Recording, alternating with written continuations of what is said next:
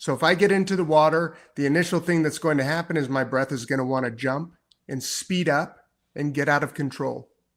And my job is to actually facilitate a calmer breath after a short adaptation period. Like, let your breath go a little bit. That's fine for 4 or 5 breaths. But then the regulation needs to happen.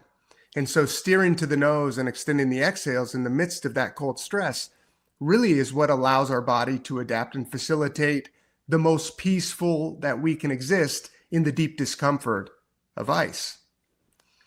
Well, a lot of the shamanic work is not terribly dissimilar. I mean, you mentioned ayahuasca, and this is something that holds close to my heart. I've done many of these type of journeys, and the breath is the anchor within that sphere, right? And so some of the things that were told to me early on by some of the people I deeply respect that introduced me to that work were put your feet flat on the ground, hold them firm, and anchor to your center.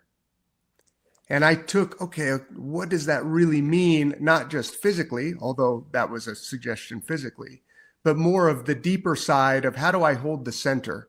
And to me, it comes right back to the breath.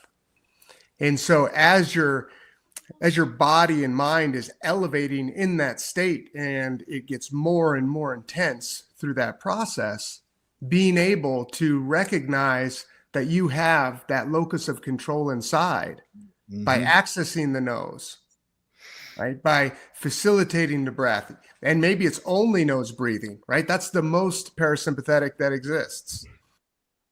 Long, deep, slow the breath down, create what I often will call coherence breathing,